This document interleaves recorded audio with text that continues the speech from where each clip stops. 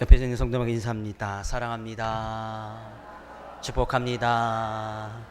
네, 인사할 때는 항상 웃는 얼굴로 다시 한번 앞뒤 사람과 인사합니다. 사랑합니다. 축복합니다. 네. 오늘 좀 바뀐 것이 많지요. 성가대복이 드디어 바뀌었습니다. 18년 됐다고 그랬나요? 그전께 입었던 것이 18년 정도 돼서 여러분들이 전도해줬던 전도 헌금에서 일부 전액은 아니고 일부 성가대회에 전했던 사람들이 일부를 내고요. 그래서 전도 헌금에서 투자를 해서 성가복을 바꿨습니다. 오늘 찬양 소리가 훨씬 좋았지요? 네, 옷을 바꿔 입으면 찬양 소리가 좋아지는 겁니다. 제 옷도 좀 특이하죠? 1년에 한 번 입는 옷입니다. 이 필리핀 정장입니다. 이게 빠롱이라고 필리핀 정장.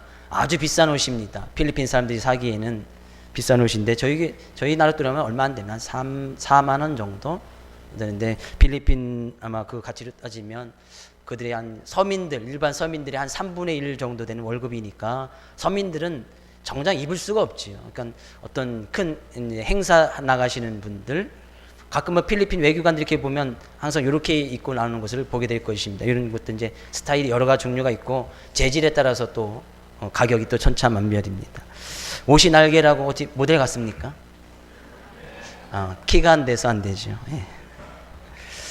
오늘 본 말씀에는 세 종류의 사람이 나오고 있습니다.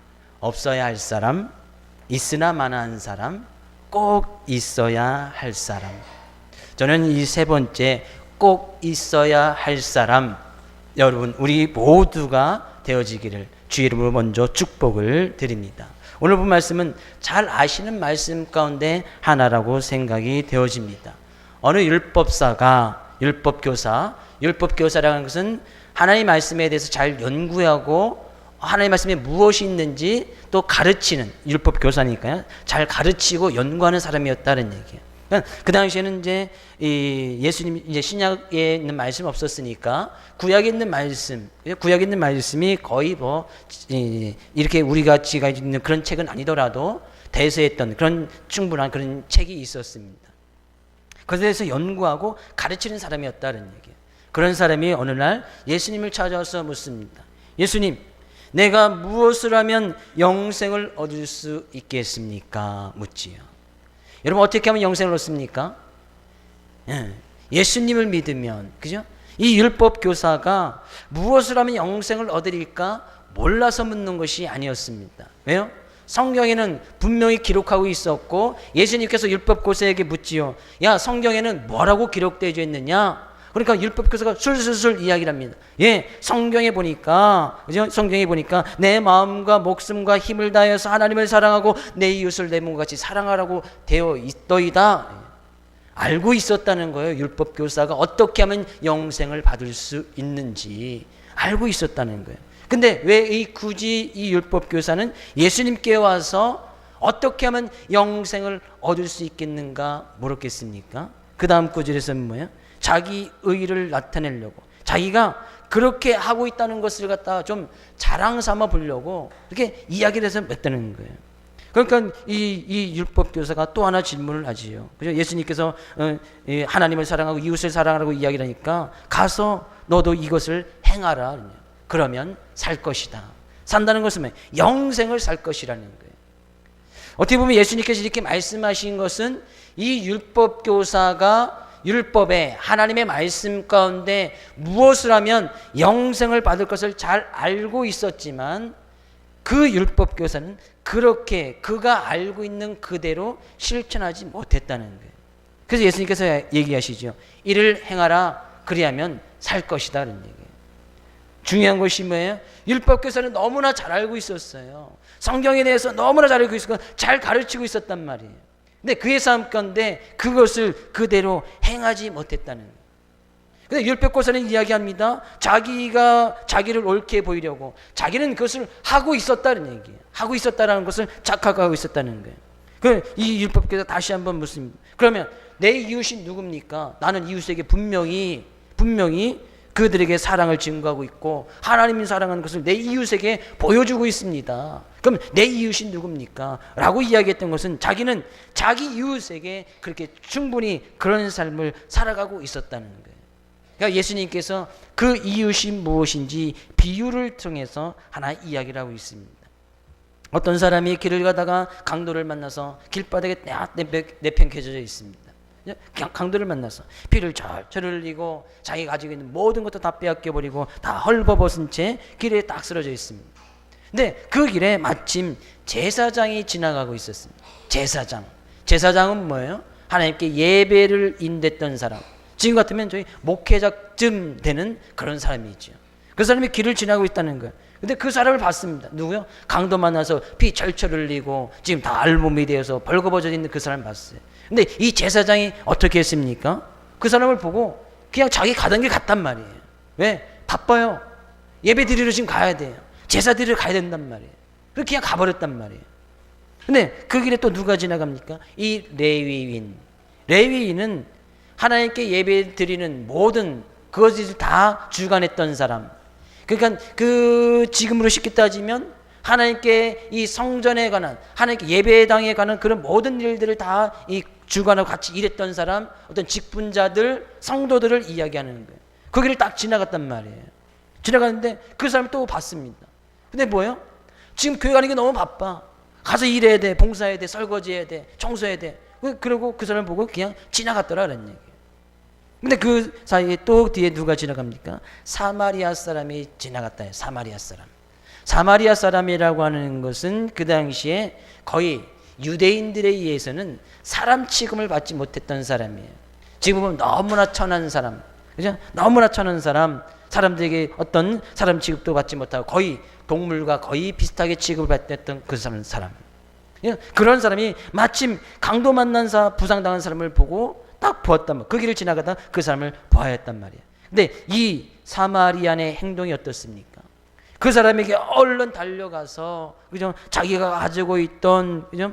기름을 붓고 포도를 줬던 것을 상처난 것을 메말라서 치료를 했다는 얘기예요. 지금 어떤 소독제와 같은 역할을 하고 있는 거예요. 그에 싸매고 자기 짐승에 자기가 타고 있던 짐승에 자기는 내리고 그 사람을 다시 태워서 주막까지 가서 거기에서 잘 보호해 준 다음에 자기 돈까지 그 사람에게 그 주막 주인에게, 그죠? 주막 주인에게 주면서 내가 이 2데나리온 지금으로 따지면 우리가 이 보통 노동자들이 이틀 정도 일해야 받을 수 있는 돈입니다. 한 20만 원 이상 되겠지요. 뭐 하루 정도 열심히 일하면 10만 원 정도 받지 않습니까? 20만 원 그 사람에게 주고 이거보다 더 들면 내가 돌아올 때에 내가 여기 또 들릴 것인데 그때 경비가 더 들어갔으면 내가 그것까지도 갚아줄 테니까 이 사람 잘 돌봐주라 이야기를 합니다. 그런 비유를 예수님께서 이 율법교사에게 이야기를 하는 거예요. 그러면서 묻습니다. 예수님께서 내 생각에는 이 세 사람 중에 누가 강도 만난 사람이 이웃이 되겠느냐 물어보는 이야기 아닙니까? 그 강도 만난 사람에게 자비를 베푼 사람, 그 사람이 이웃입니다. 예수님께서 이야기합니다. 가서 너도 이와 같이 하라 말씀하고 있다는 거예요. 이 율법 교사는 자기가 생각하기에 하나님을 사랑하고 이웃을 사랑하면서 자기도 그렇게 했다는 거예요. 그래서 자기 의를 나타내려고 예수님께 어떻게 한번 또 칭찬 한번 들어보고 사람에게 주목 한번 받아보려고 나 그렇게 합니다. 이웃에게 합니다. 라고 했다는 것이죠. 근데 예수님께서는 이 율법교회에서 가서 너도 이와 같이 하라. 내 이웃이 과연 누구인지 어떻게 보면요, 이 강도 만난 사람 제사장하고 전혀 상관없는 사람이에요. 레위인과도 상관없는 사람입니다. 그리고 이 사마리아의 사람하고는 더 상관없는 사람이겠지요. 그죠? 자기가 전혀 모르는 사람이라는 거예요. 근데 그 사람이 지금 어려움을 당해서 강도를 만나서 피를 철철 흘리고 다 자기가 빼앗기고 알몸으로 벌거서 있는 그 모습을 본 이 사마리아 사람이 행동했던 그 사람, 그들에게 보기에는 사람 취급하지도 않았습니다. 거의 동물처럼 같이 취급을 당했단 말이에요. 근데 그 사람이 행했던 것처럼 행하는 것이 이웃에게 행하는 것이다 이런 얘기예요. 결국에는 이 율법교사는요, 자기가 아는 사람, 유대인들, 자기 친척, 가족, 물론 그것도 이웃이긴 이웃이지요. 그런 사람들이 어려움을 당했으면 자기 도와줬다는 거예요. 힘을 다해서 자기 가진 건 나눠줬다는 것이죠. 그러나 진정한 이웃의 범위는 내가 아는 사람, 내 가족, 내 친척 어려우면 언제든지 가려가서 도와줄 수가 있지 않습니까? 근데 뭐예요? 여기서 이웃의 범위는 우리가 전혀 상관없는 사람, 전혀 상관없는 사람이, 나와 아무런 친분이 없는 사람, 나와 아무런 관계가 없는 그런 사람을 이야기합니다. 그런 사람들에게 가서 지금 이 사마리아 사람이 행하였던 것처럼 가서 그대로 똑같이 행하라 이야기를 하는 거예요. 이것이 뭐예요? 이것이 이웃을 사랑하는 것이다. 이웃을 사랑하는 것은 곧 하나님을 사랑하는 것이라고 성경은 분명히 이야기를 하고 있습니다. 우리는 이 본문 말씀을 통해서 다시 한번 살펴볼 것은 하나님의 말씀을 알고 있고 잘 가르친다고 해서 그 사람이 하나님의 말씀을 잘 행하는 그런 모습은 아니라는 거예요. 하나님을 우린 지식적으로 알고 있고 어떤 삶 가운데 어떤 도덕적인 삶의 모습을, 도덕적인 삶의 어떤 그런 윤리를 제공하는 그런 성경 말씀 하나님으로 알고서는 안 된다는 것이죠.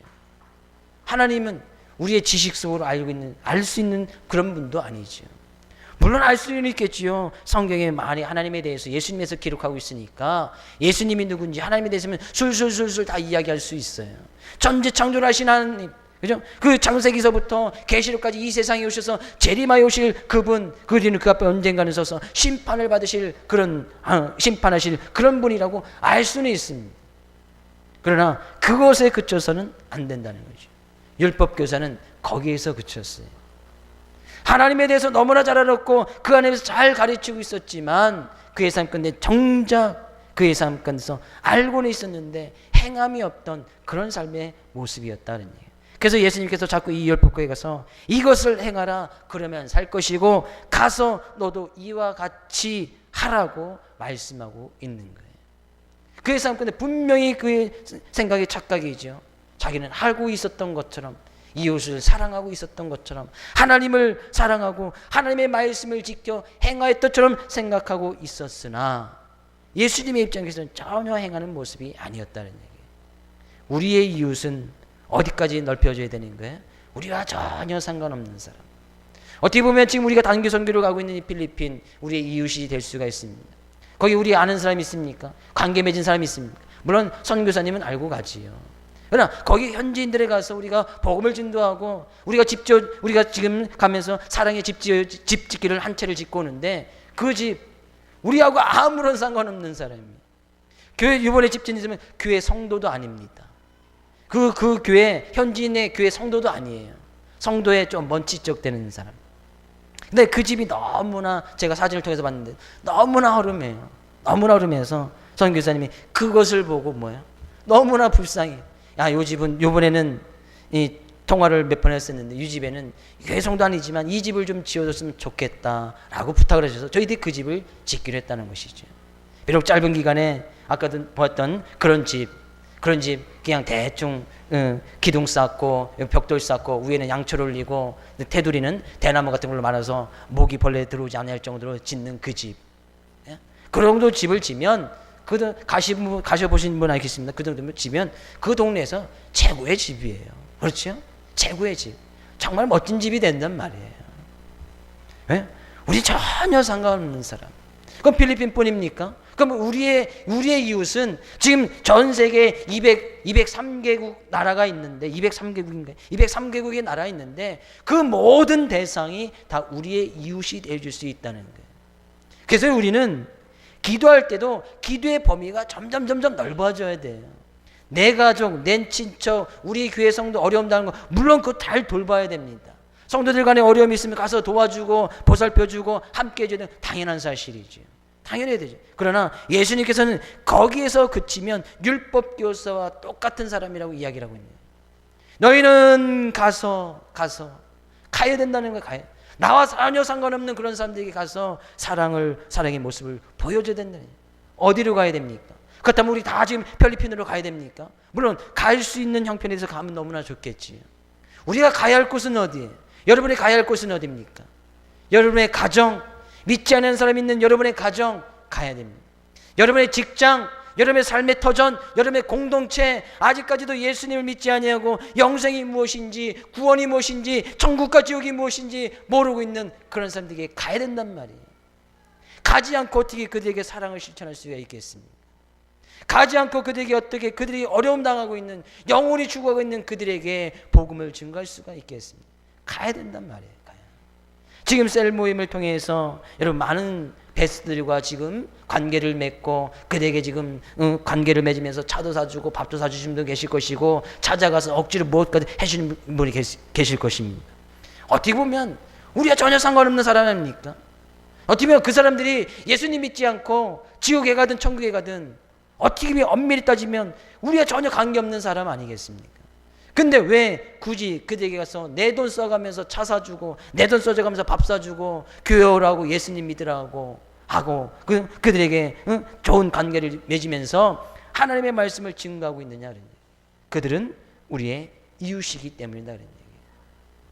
왜 이웃을 사랑해야 됩니까? 왜 이웃을 우리가 사랑해야 됩니까? 성경에 가서 보니까요, 하나님께서 우리를 먼저 사랑해 주셨기 때문이다. 하나님께서 우리를 먼저 사랑해 주셨다는 거예요. 요한일서 4장 10절 가서 볼까요? 10절 11절 같이 한번 읽어보겠습니다. 사랑은 여기 있으니 우리가 하나님을 사랑한 것이 아니요 하나님이 우리를 사랑하사 우리 죄를 속하기 위하여 화목제물로 그 아들을 보내셨음이라. 사랑은 여기 있으니 우리가 하나님을 사랑하는 것이 아니요 하나님이 우리를 사랑하사 우리 죄를 속하기 위하여 화목제물로 그 아들을 보내셨음이라. 11절이요. 같은 말씀이 같네요. 11절은 사랑하는 자들아 하나님이 이같이 우리를 사랑하셨은즉 우리도 서로 사랑하는 것이 마땅하도다. 우리가 하나님을 사랑해서 사랑할 수 있는 것이 아닙니다. 하나님께서 우리를 먼저 사랑해 주셨기 때문에 우리가 하나님을 사랑할 수가 있다는 거예요. 근데 하나님은 우리를 어떻게 사랑해 주셨습니까? 하나님께서 우리를 사랑하사 우리의 죄를 위해서, 우리가 죄악 가운데 죽을 수밖에 없어 사단의 자녀가 되고 가만히 있으면 지옥에 갈 수밖에 없는 그런 우리들의 연약한 모습을 위해서 그의 아들 예수 그리스도를 보내주셔서 화목제로 삼으셨다는 거예요. 그를 십자가에 못 박혀 죽게 만들었다는 거예요. 우리의 죄를 대신 다 사해 주셨다는 거예요. 그 아들을 보내주셔서 우리가 하나님께서 우리를 사랑하는 그 증거가 있기 때문에 우리는 사랑의 삶을 살아갈 수밖에 없다는 거예요. 이것이 사랑의 어떻게 보면 우리가 사랑해야 되는 이유입니다. 하나님을 사랑하고 이웃을 사랑할 수밖에 없는 그 이유가 되어진다는 거예요. 하나님은 우리의 죄를 위해서 자기 독생자 아들 예수, 죄가 전혀 없으신 그분을 십자가에 못 박게 죽게끔 하셨다는 거예요. 왜? 여러분과 저의 죄를 위해서, 나의 죄를 위해서 예수 그리스도가 십자가에 못 박고 화목제로 죽으셨단 말이에요. 어떻게 보면 우리는 그 십자가의 사랑에 빚진 자가 되어지기 때문에 그 사랑을 하는 것이 마땅하다. 마땅하다. 하나님의 사랑을 받은 우리들은 사랑을 하는 것이 마땅하다는 얘기예요. 하나님의 사랑을 받으신 분 아멘요? 예수님께서 나의 죄를 위해서 십자가를 지셨다고 믿으시는 분 아멘요? 그러면 우리는 서로 사랑하는 것이 마땅하다. 마땅하다.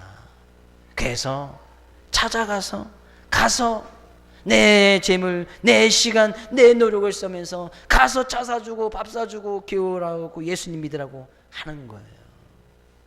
그것이 마땅한 일이기 때문에 하나님께서 우리를 그토록 사랑해 주셨기 때문에 그 사랑에 빚진 자가 되어서 우리는 그 사랑을 증거하는 것이 마땅하다는 얘기예요. 나와 전혀 상관이 없는 그런 사람, 나와 전혀 어떤 관계도 없는 그런 사람 찾아가는 것이 마땅하다는 얘기예요. 그래서 내 가정의 사람 찾아, 내 친척들 찾아가고 내 이웃을 찾아가고 좀 더 멀리 여건이 되고 형편이 되면 머나먼 곳까지도 찾아가고, 앞으로 우리가 이제 계속 올해가 3기입니다만 4기, 5기, 6기 이어지면 필리핀뿐만이 아니라 더 먼 곳으로도 가서 그럴 기회가 있을지 모르겠습니다. 또 그렇게 얘기합니다. 6박 7일 너무나 짧아요. 내년에 한 시간이 되면 한 9박 10일 정도 가야 집이라도 좀 제대로 짓고 올 텐데, 그죠? 저희들이 여건만 됐으면 올해 한 9박 10일 정도 가려고 했어요. 저희 교회만 미리 좀 가서 집을 좀 더 짓고 오려고 했어요. 뭐 주일이 자꾸 걸려서 할 수가 없더라고요. 그러면 온전한 집 제대로 좀 마무리까지 좀 잘 지고 올 텐데. 그럼 뭐야? 우리가 갈 수밖에 없는 이유는 뭐예요? 이 사마리아 사람은요, 그 강도 만난 사람을 보고 다른 사람들과 한 가지 다른 점이 있었습니다. 제사장과 레위인과 다른 점이 이 사마리아 사람에게는 한 가지가 있었습니다. 보니까요, 제사장은 그 강도 만난 사람을 보고 피하여 그냥 지나갔다. 레위인도 보니까요, 그 강도 만난 사람을 보고 피하여 지나갔다. 근데 사마리아 사람은요, 성경이 이렇게 표현하고 있습니다. 그를 보고 불쌍히 여겨 가까이 가서. 다른 단어가 하나가 나오지요. 그 사람을 보자마자 불쌍히 여기는 마음이 생겼다는 거예요. 긍휼히 여기는 마음이 생겼다는 거예요. 강도 만난 사람 보니까 너무나 불쌍했다는 거예요. 그러나 제사장과 레위인은 그 사람을 보긴 봤어요. 똑같이 봤습니다. 세 사람이 똑같이 한 사람, 강도 만난 사람 봤어요. 근데 그 사람 두 사람은 그냥 보고 지나가 버렸다는 얘기예요. 우리의 눈은 어떤 눈을 가지고 있어야 돼요? 보고 불쌍히 여길 수 있는 이 눈, 이런 눈을 가지고 있어야 돼요. 정말 저 사람이 예수 믿지 아니하고 그냥 죽게 되어지면 지옥의 불에 가서 떨어질 수밖에 없는데 어때요? 어떤 마음이 듭니까? 그냥 보고 지나갈 수 있습니까? 보고 불쌍히 여기고 긍휼히 여기니까 가서 밥 사주는 거 아니에요? 가서 지금 내 돈 들여서 차 사주는 거 아니겠습니까? 불쌍히 여길 수 있는 마음.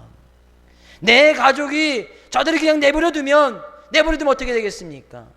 그때 우리 인생의 끝날에, 아니면 그 우리 인생 끝나기 전에 주님께서 재림하여 오시는 그날에 우리가 주님 앞에 서게 되실 것인데, 그때 어떻게 되는 거예요? 너 예수님 안 믿었지? 왼쪽 염소 같은 사람이야. 너 저 밑에 가 있어. 그때 이후에는 더 이상 구할 방법이 없는 거예요. 세상이 끝나고 주님의 재림이 오시면 내 인생이, 이 세상에 나의 육체적인 죽음이 끝나면 그냥 다 끝나버린단 말이에요. 더 이상 할 수가 없다는 얘기예요.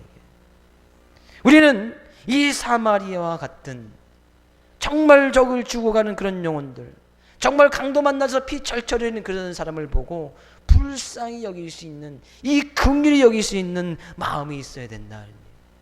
예수님께서 우리를 보고 얼마나 불쌍히 여기셨습니까? 아, 저 죄인들 가만히 내려보면 다 죽을 저런 영혼들 너무나 불쌍히 여기셔서 자기는 그 불쌍히 여기는 그런 마음 때문에 자기가 친히 십자가를 지셨다는 얘기예요. 우리 그런 크신 사랑을 베풀어 주셨더라 그런 얘기예요.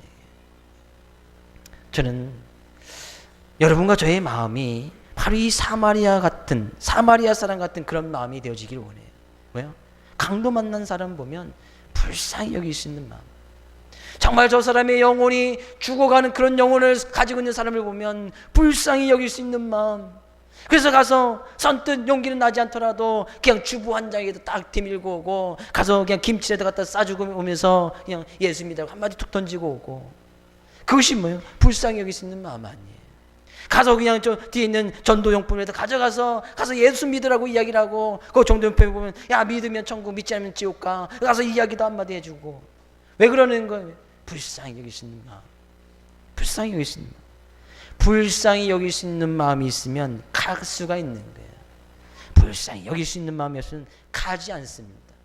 어떻게 갑니까? 그냥 보고 지나가지. 내 할 일 바쁜데 지금 가서 내가 지금 제사 드려야 되는데, 어떻게 보면요, 지금 우리의 삶 가운데 가장 중요한 것을 예수님께서 말씀하고 있습니다. 어떻게 보면 주님 앞에서 나와서 제사 드리고 예배 드리는 것보다 더 중요한 것이 뭐예요? 그들의 이웃을 불쌍히 여길 수 있는 마음. 뭐 그렇다고 예배 시간 다 빼먹고 가서 전도하고 그들에게 그런 것이 하나님의 이야기는 아닙니다. 이 예배를 드리는 것도 우리가 하나님을 사랑하기 때문에 예배를 드리는 거 아니겠습니까?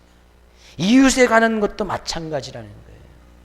삶 가운데 내가 할 일 바쁘다고, 내 기도 시간 바쁘다고 이웃을 전혀 찾아가지 않는다? 그것은 문제가 있는 신앙이라는 거예요. 아무리 제사장이 되고 레위인이 되면 뭐합니까? 그의 직분을 가지고 달란트가 있으면 뭐합니까? 전혀 불쌍히 여기시는 가지가 찾아가지 아니하면, 한마디도 가져가서 이야기하지 않으면 아무런 소용이 없다는 얘기예요. 가십시오. 가서 너도 이와 같이 하라 하는 이 말씀이 주님께서 여러분과 저의 삶에 주시는 귀한 말씀이 되어지기를 원합니다. 가야 된다는 거예요. 가십시오. 그러면 내가 갈 수가 없는데요. 그럼 먼저 하나님께 이렇게 기도하십시오. 내가 그 사람을 보고 불쌍히 여길 수 있는 마음을 주십시오. 그들의 영혼이 지옥에 가는 것을 더 이상 나의 삶 가운데 보지 못하겠습니다. 그런 안타까운 마음을 허락해 주십시오 라고 먼저 하나님께 기도하라 그런 말이에요. 그럼 하나님께서 그 사람을 볼 때 불쌍히 여길 수 있는 마음을 허락해 줍니다. 긍휼히 여길 수 있는 마음을 허락해 줘요. 그러면 안 가고 못 베기는 거죠. 갈 수밖에 없다는 얘기예요. 갈 수밖에. 가서 우리도 이와 같이 하면 뭐 한다고요? 예수님께서 그러면 살리라 산다는 거예요. 영생을 소유하고 영생의 삶을 살아간다는 거예요.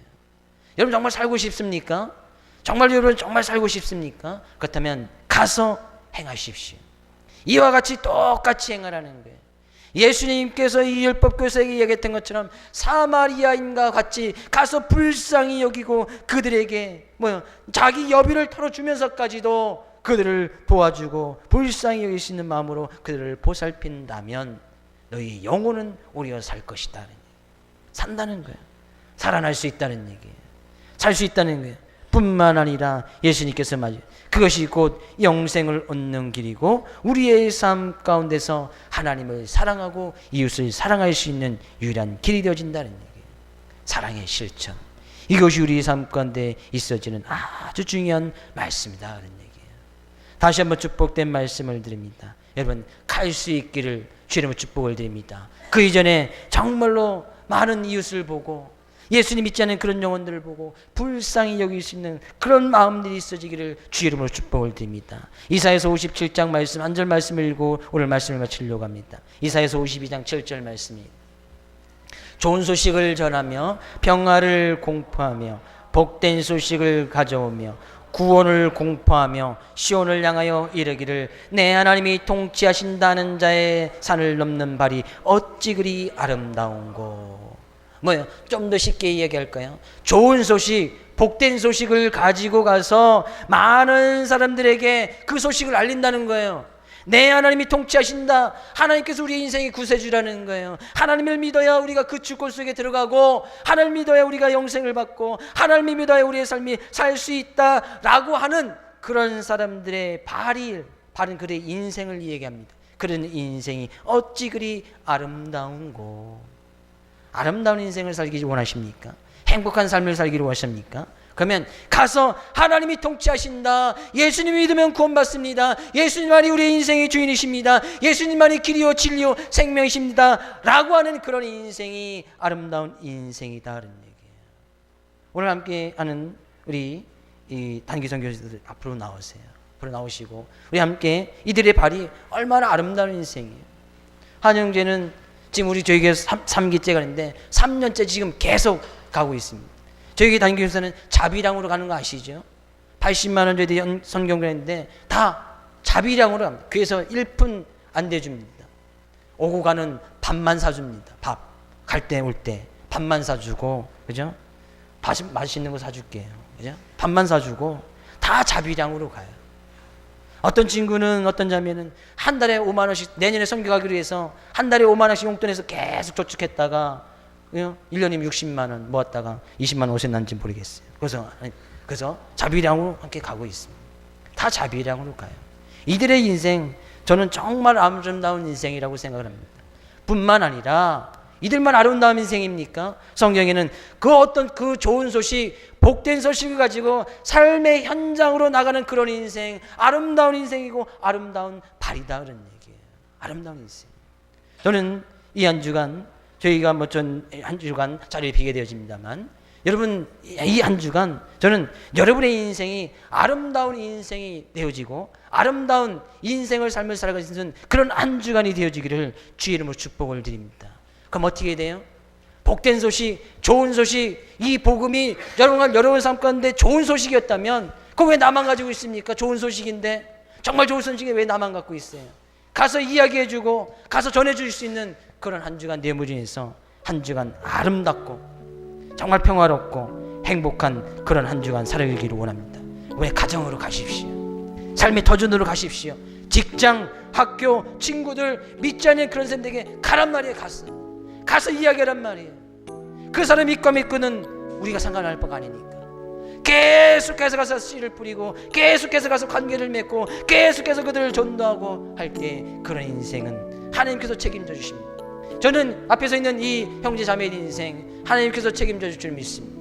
반드시 아름다운 인생이 될 줄 믿습니다. 왜요? 그 좋은 소식을 가지고 그 산을 넘기 때문에, 힘들고 어려운 그 삶을 넘기 때문이라는 얘기죠. 그런 전능하신 하나님께서 다시 한번 기도할 때, 찬양 기도할 때에 한 주간 이 단기선 교수 기도하시고, 그 하나님께서 이 시간을 이 단기선교뿐만 아니라 우리의 삶의 모든 것을 주관하시고 인도하여 주심을 인하여 정말로 아름다운 인생 살아갈 수 있도록 기도하며 나가기로 합니다. 전능하신 나의 주 하나님 함께 찬양하겠습니다.